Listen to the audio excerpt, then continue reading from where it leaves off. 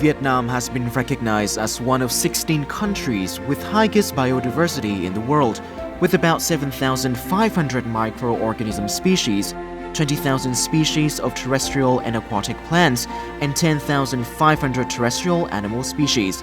Under the sea, there are over 7,000 invertebrate species, about 2,500 fish species, and approximately 50 species of sea snakes, sea turtles, and marine mammals. The country currently has 173 protected areas, including 33 national parks and 66 natural reserves. 9 areas have been recognized as World Biosphere Reserve with a total area of more than 4.2 million hectares.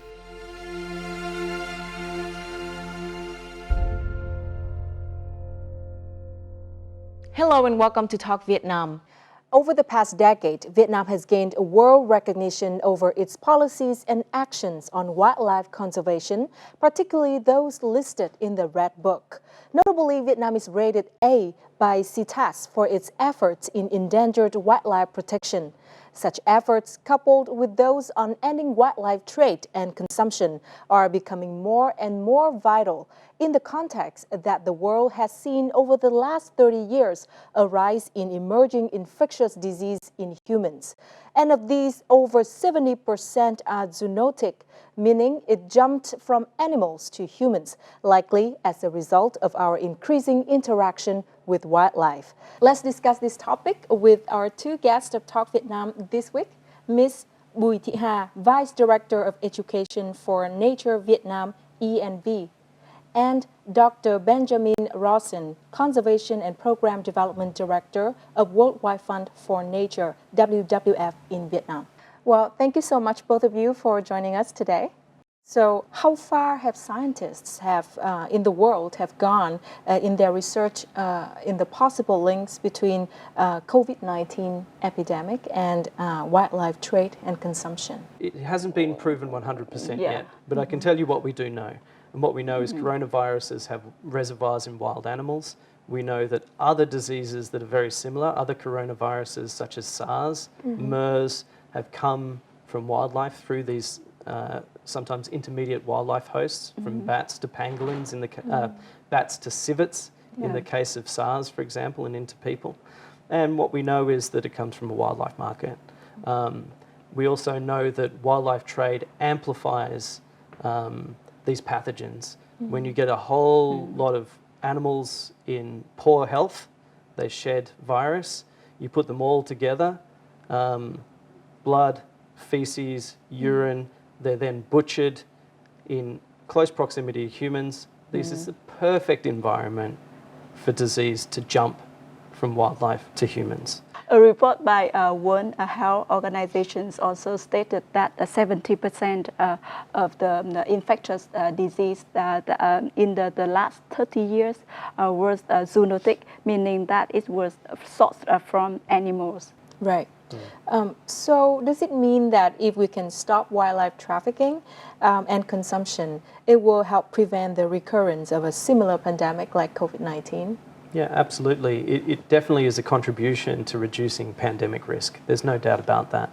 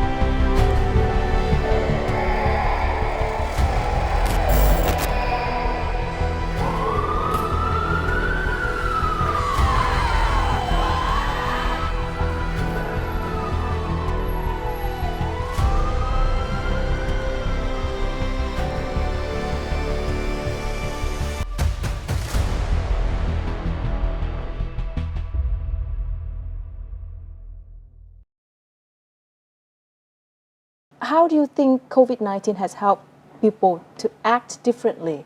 And how is the message of protecting the biodiversity has been put forward since COVID-19 took place? Wildlife conservation is often a fringe topic, right? Right. It's not mainstream. It's considered, something that's nice to do, to save wildlife because wildlife's cute and nice to have. COVID-19 has really brought to the forefront our relationship with nature and the lack of balance between, humans and nature. What we have seen is, over the last 50, 60 years, large-scale loss of biodiversity. The Living Planet Index suggests a 68% decline in vertebrate populations. For some groups of animals, that's even worse. So for freshwater migratory fish, it's closer to 80% losses. Wow. Or if you look into our oceans with corals, with a 1.5 degree increase in global temperatures, that we would lose 70 to 90% of all corals. I got this information that Vietnam ranks 16th in the world in terms of biodiversity. So can you help elaborate more on this? Sure. Yeah, Vietnam is often credited as being one of the most biodiverse countries globally. As you know, Vietnam's very skinny, but it's also very long, so it covers a lot of latitudinal gradients, which means you have very diverse habitats here, from down in the Mekong Delta, the lowlands and the wetlands down there, up into the mountains of the central Annamites that border between Laos and Vietnam, and then further up into the limestone forests up in northern Vietnam. So it's a highly diverse number of habitats, and that's provided a place for many species to evolve. And also Vietnam is also known as a hub of discoveries with new species and also with animals that once thought to be extinct, and now they found them in the forest of Vietnam. So what does this imply about the natural habitats of Vietnam?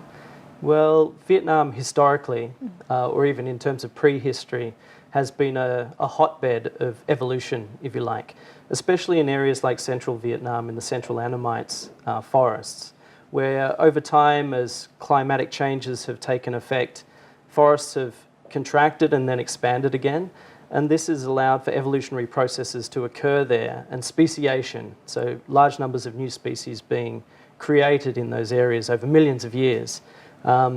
Some of these most interesting and unique species to Vietnam are found in this area, and some of them were discovered as recently as in the 1990s. For example, the Saola, large-antlered muntjac, and others which are unique to that area. What helped them to move to Vietnam and live there? Ultimately, protection is key. So we need to provide the space, the protected areas and the protected habitats for these species to survive in and be able to move through those landscapes. Thanks to relentless efforts of the functional forces, wildlife has returned to their environment. A herd of rare gaurs listed in the Red Book of Vietnam and thought to be extinct were spotted in Cat Tien National Park. Khu vực này ấy, là có sự di chuyển của 5 đàn bò và trong đó có một con đực đi riêng lẻ. Bò tót thì nó sống theo 7 đàn, thường đàn ít nhất là nó khoảng từ 1 đến 3 con. Và đàn trung bình là từ 4 đến 12 con. Tháng vừa rồi ấy, thì cũng đã xác định nữa là cái đàn bò 20 con nó đã đẻ được khoảng 2 cá thể. Cái lo lắng nhất của chúng tôi là hiện tại cái đàn bò này đang phát triển cũng khá là tốt, nhưng cái áp lực lớn nhất là cái nạn săn bắt bắn trái phép. Tôi nghĩ là từ năm 2001 đến giờ nghĩ là đàn bò tót chắc chắn sẽ tăng, bởi vì một đàn bò nó khoảng 2 đến 3 năm nó sẽ đẻ một lứa. Khi được nhìn thấy chúng ăn một cách tự nhiên, cảm giác mình đang được hòa vào cái thiên nhiên và cảm giác của mình đang được sống với chúng.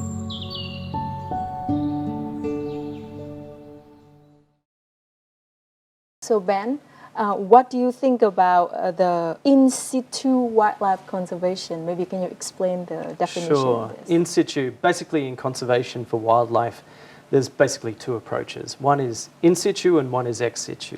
In-situ means to try and protect in place, that is animals in their native habitat. Ex-situ is, the roles of zoos and rescue centres and captive breeding programs to try and preserve species which may be very rare or maybe need to be reintroduced into the wild after they've been bred. I think like the in-situ conservation will be like cheaper and more efficient rather than ex-situ, because when I think about the cost like for ex-situ conservation to reintroduce an animals to the wild, like it will take a lot of time, energies, technologies and everything to get it done. I completely agree. You see some countries, Western countries, developed countries, now having to deal with some of these issues. So in terms of reintroduction of animals, wolves and bears are examples. These are incredibly costly programs. Exactly. The cost of reintroducing tiger to Vietnam would be in the tens of millions of dollars to even get a few animals into the wild. The costs, as you say, of maintaining our biodiversity, our natural heritage here is much, much cheaper. It's much more efficient. So with that, can you please help introduce some role models that in wildlife conservation that maybe Vietnam can take the experience from?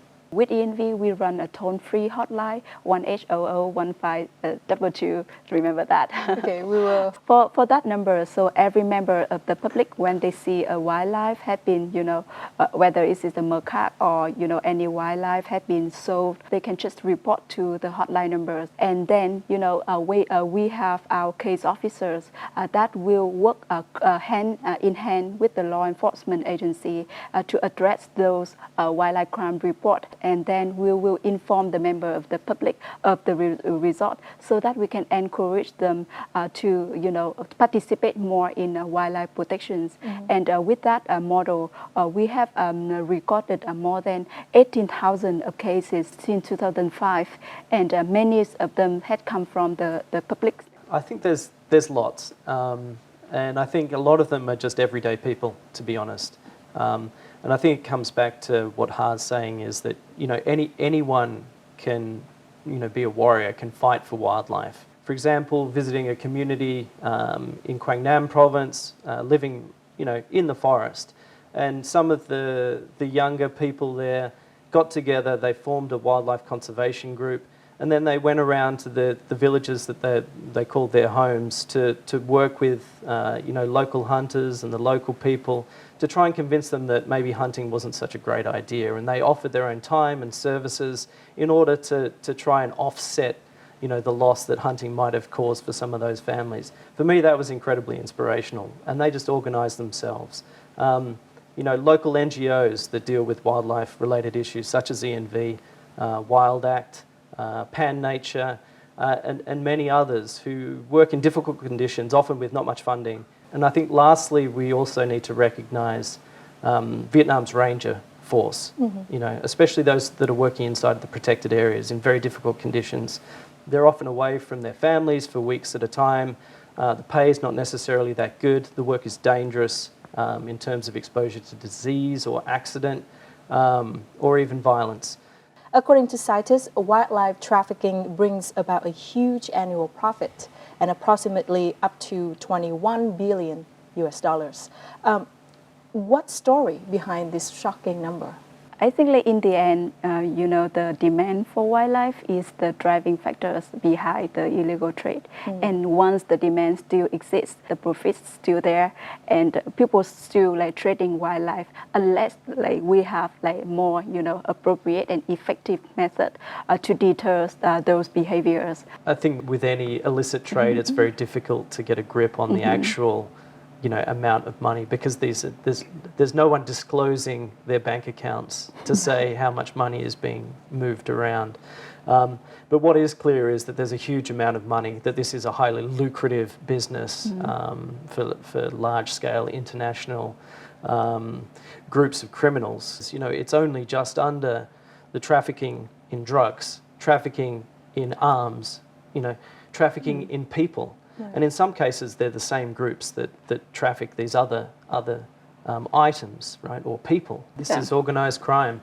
And of course, there's many players, right? Everything from the consumer who thinks, oh, I'm just having this necklace made out of ivory, for example. It seems really nice. My wife might like it, and all the way down to, local people who may, just be hunting a few animals to sell to some middleman who goes around and collects wildlife. They're small players, but in a much larger system, criminal system, which is basically stripping the world of its wildlife for profit. So how are wildlife crime in Vietnam are being treated? depending on the species or the protection level of this species and the amounts of the animals that confiscated. So the punishment for wildlife crime can be ranged from administrative punishment of up to 500 million Vietnam dong to criminal punishments of up to 15 years in prison. So this is the new punishment bracket under the new penal code that had just came into effect since 2018, and a substantial increase comparing to the punishment bracket under the older penal code, which is only the maximum of 7 years in prison for wildlife crime. If I myself a consumer and I have that ivory necklace, would I go to jail for that? Depend on the weight of that necklace. If it's from 2 kilograms, you can get of course like criminal punishment. Criminal punishment, not only jail time, but maybe criminal monetary punishment, right, or suspended sentence, probation kind of punishment. Or if you just only have one tiger canine necklace, it will definitely a criminal offense, no matter what weight it is. So some very simple crimes that people don't even think it's a crime, but it actually can make them go to jail for that. This criminal punishment can be compared to other countries that I don't really see other countries that have that high punishment for wildlife crime like what we already have. I also see the law enforcement agencies are more responsive to a wildlife report by the public. Those who illegally deliver, store and sell products from wild animals will face a sentence of 15 years, a fine of up to $645,000 and other punishments. Vietnam's fierce efforts in protecting wild animals have been highly appreciated. At the Đình Vũ Port Border Gate in Hải Phòng City, this 20-foot container was declared to customs as delivering wood imported from Apapa, Nigeria. However, it was detected as storing 500 kilograms of ivory and more than 1.5 tons of pangolin scales. These illegal products were carefully hidden behind 2 layers of wood at the back of the container. All these goods are on the list of prohibited items of the Convention on International Trade in Endangered Species of Wild Fauna and Flora, or CITES. Các đối tượng là thường xuyên từ chối nhận hàng hoặc là khai báo gian dối nguồn hàng, và khi đã phát hiện bắt giữ thì tìm mọi cách để chạy tội, để chống đối lại lực lượng thực thi pháp luật. Over the past 2 years, Vietnam has caught 153 cases of selling rhino horn and ivory in large scale, seized and destroyed more than 20 tons of these goods.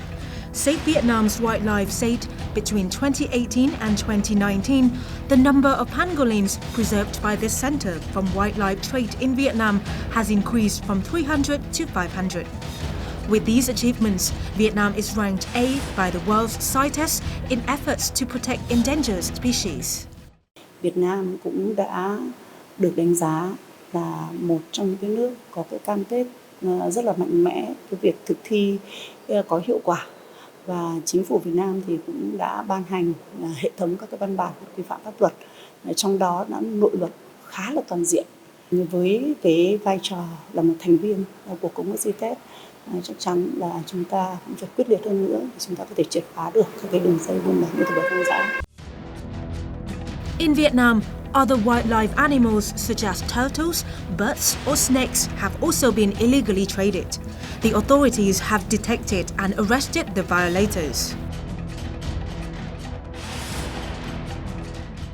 So Ha, what do you think about the misunderstanding in Vietnam about wildlife products? So in Vietnam, wildlife has been widely used for different purposes. Some people think that rhino horn, for example, is a magic medicines that can cure cancer. Bear bile is the same thing, or tiger bone glue can help to treat bone ailments and others related issue. People also believe that having tiger's paw or a bear claw can bring good luck to the wearer. Even though, like, sometimes I joke with my friend that the animals couldn't protect themselves, so how can they protect us? They bring good luck for us. And ivory have been used for decorative purposes. And wildlife meat is not only a delicacy, but also considers have to improve health in general. So I mean, like, there are so many misconceptions around the topic, and even though there's no scientific base for that, but the deep cultural belief still drive them to consume wildlife. And I think, like, it's very obvious that we don't need to kill an elephant to just have a jewelry, or we don't need to extract bear bios, make the bear miserable, when we have many others alternative and even more effective alternative. Why do we harm the animals to have that? Some people believe in wildlife farming because of at least the following 3 reasons. First, it is an alternative to improve local livelihoods. Second, it supplies the market with domesticated wildlife products, and that will in return result in a decrease in the hunting of wildlife because you already have the domestic one. And thirdly, it supports conservation efforts by acting as a source of supplementing or reintroducing populations. So what do you think about this opinion? I think, like, wildlife farming have been promoting in Vietnam, and I think, like, other part of the country, like, for the reason that you have been mentioned. But for us, like, we think that wildlife farming may pose a potential risk to wildlife conservation if we don't have a clear management system to control the issue.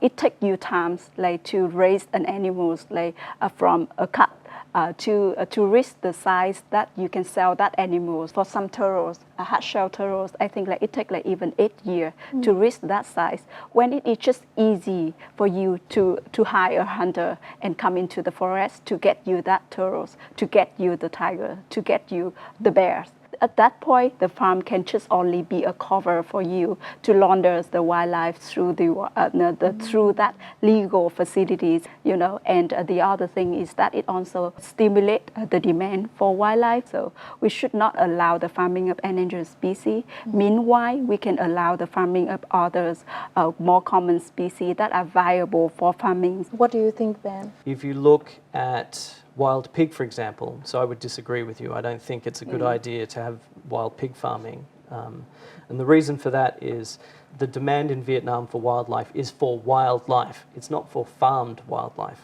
It's for wildlife. Right. It's because it's considered clean and fresh. And rare. And strong and rare. Yeah. And there's a secondary issue here as well, beyond this. Wild animals tend to have reservoirs of diseases.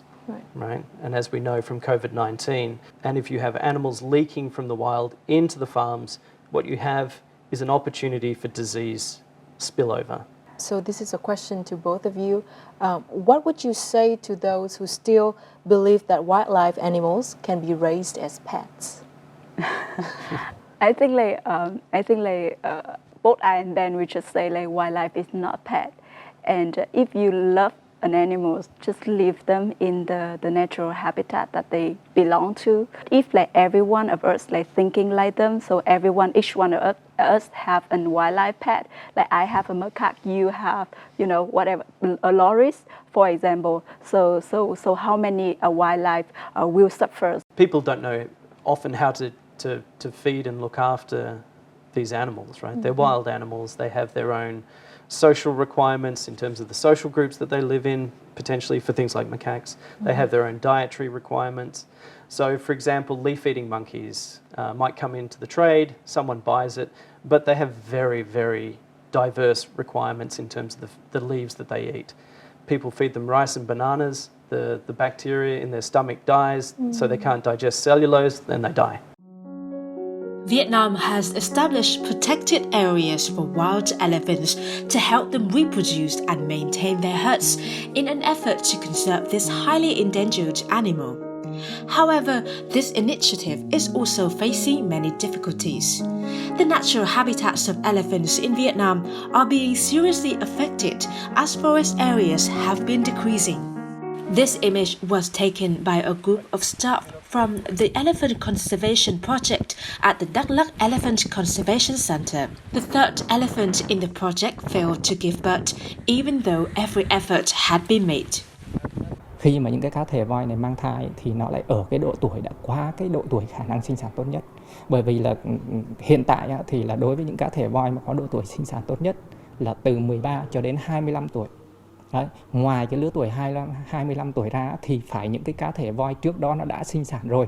Thì như vậy là cái lứa tuổi cao hơn cái lứa tuổi 25 tuổi thì nó còn có khả năng sinh sản được. Còn đường này voi của chúng ta là đã hơn 30 năm, chưa có trường hợp nào sinh sản. According to the center's statistics, this area is currently being monitored with about 5 herds in the wild, including about 100 more scattered around the Vietnam-Cambodia border area, one of the largest groups in the country. But their habitats are also threatened by illegal forest exploitation, and the quality of forest is declining due to the many fires.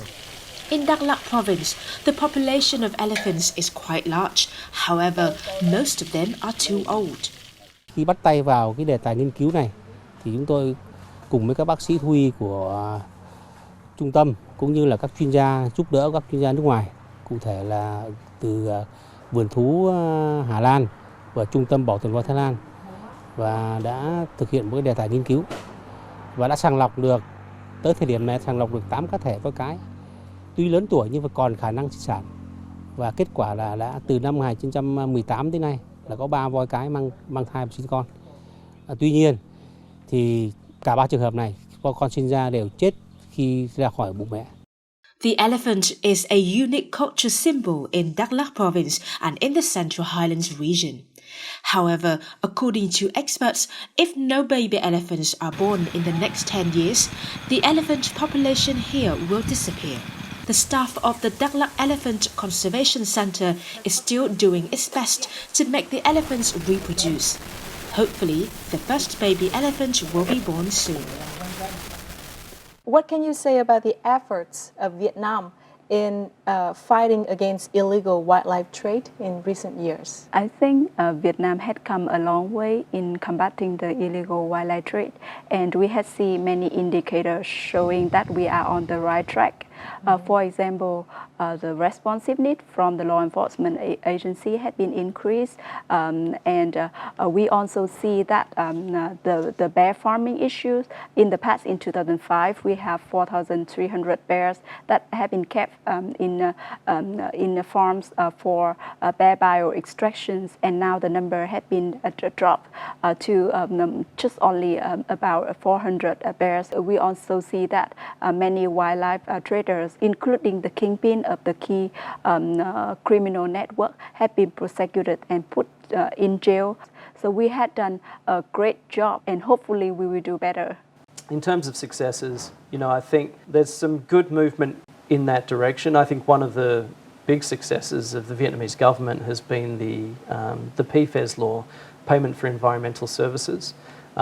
What this does is applies a tariff to hydropower and municipal water suppliers, and that money is then aggregated and then spent on forest protection in the watershed from where that resource comes from.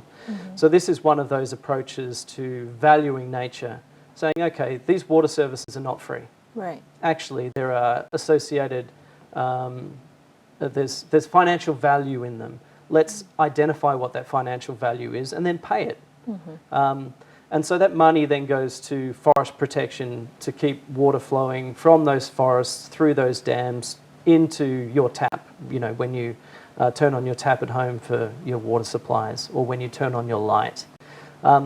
That's a huge success, and that's bringing more capital into forest protection. Right.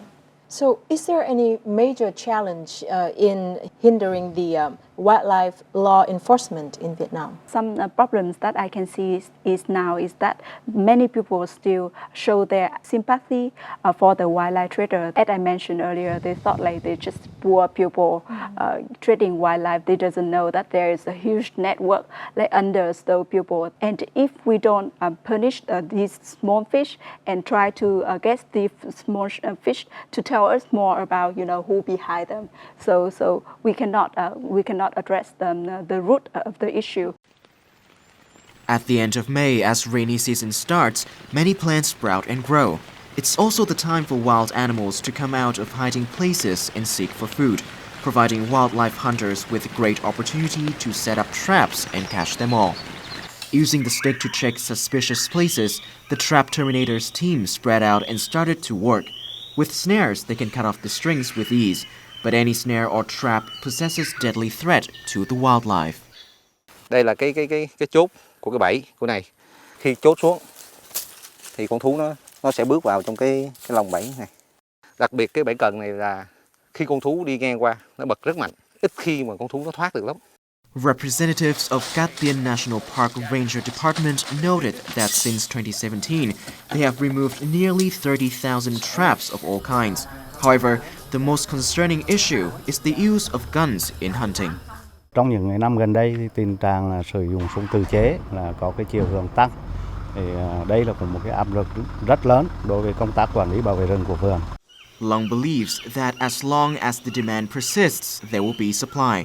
To reduce and eliminate the issue of illegal hunting and trading of wild animals in Vietnam, the only way is to not eat, consume wildlife products, or facilitate the trade of wildlife. Ben, what needs to be done to improve the law enforcement in Vietnam in terms of wildlife protection? Yeah, I think it has to happen across the entire supply chain of wildlife. If we're looking at domestic wildlife trade, that is. So one of the most fundamental issues that we have, WWF, working with protected area managers on the ground, right, and with communities on the ground, is the large number of snares that are found on the forest floor. A recent report conducted by WWF suggests that there's 12 million snares at any one time just inside the protected areas of Vietnam, Laos and Cambodia. So getting on top of the snaring issue is, I think, one of the fundamentals from the supply side of the wildlife chain that we need to get on top of it. And there's a number of ways that we can do that. Part of it is getting protected area managers and rangers to include snare removal as part of their daily duties, to be out in the forest collecting, removing these traps so wildlife doesn't walk into them. Right. But there's all of these other issues as well that Ha's been talking about further up the supply chain.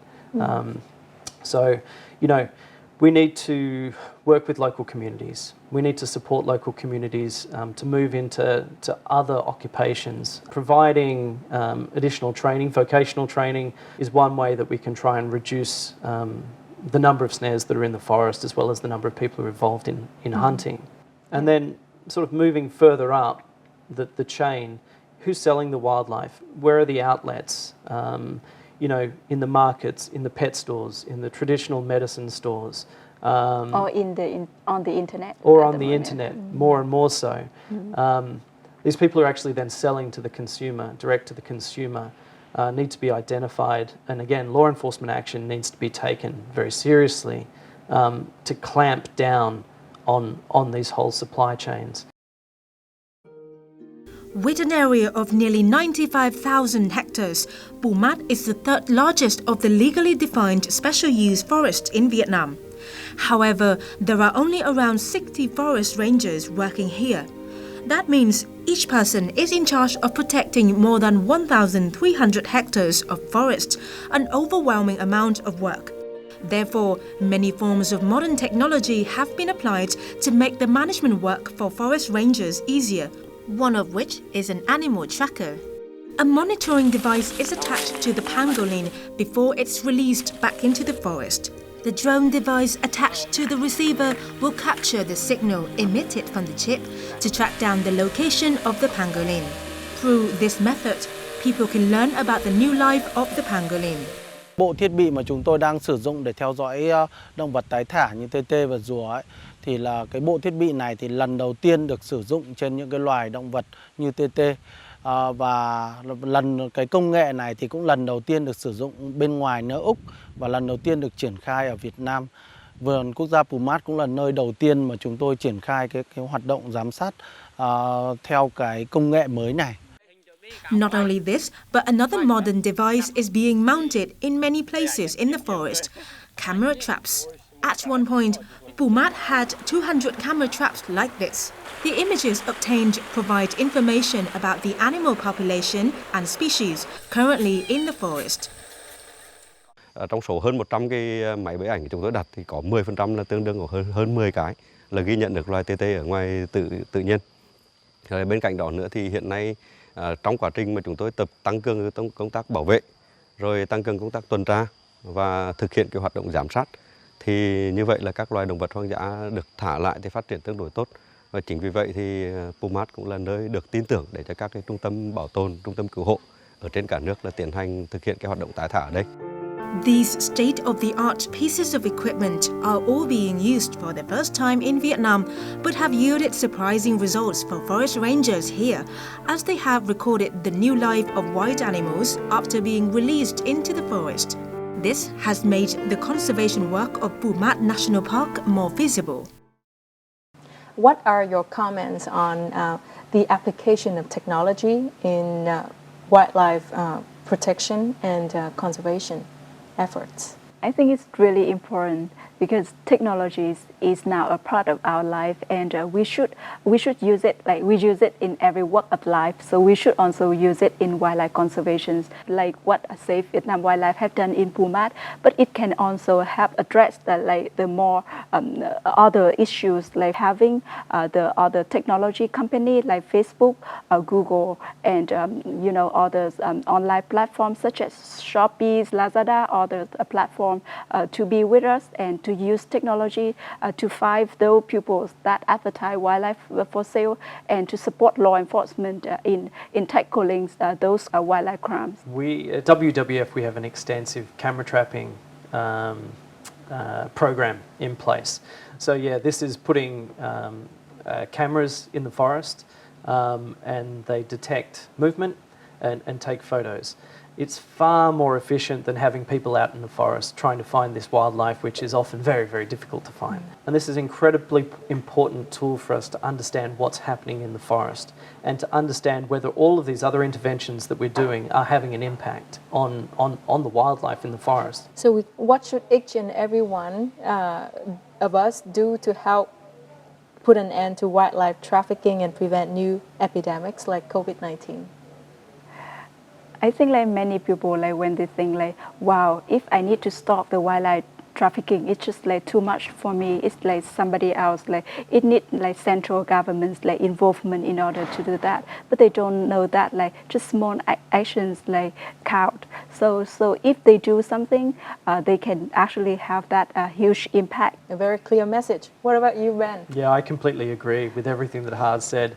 I mean, as I said earlier, some of the inspirational stories that I've seen or people who've inspired me, they can be just everyday people, who have a passion and a belief that, wildlife deserves to exist in the wild. And so that's talking to your friends, it's working through your social media, to spread a message that, that the wildlife trade, wildlife consumption is not acceptable. It's just culturally, socially not acceptable. And like many of these social issues, if you see something, you have to say something, right? It really is as simple as that. And until we have that social movement, it will be quite difficult to have success. So it really does come from the grassroots level and everyday people, I think. Well, thank you so much for your sharing today. We've learned so much. And for our audience out there, we should feel proud because the natural habitats of Vietnam are so diverse and rich that it makes it a perfect place for new species or those once thought to have gone extinct to live in. But in order to remain that pride, we must act to preserve it. The root cause of our unreasonable exploitation of the wildlife comes from our unreasonable demand and wrong belief in the magical effects of some wildlife products. The only way to change things is to change our mindset and relationship with nature. You might question, what if your action doesn't count? It does, because the shift in your mindset can affect your family members and relatives, and it will create a network of change. Thank you very much for watching, and see you next time.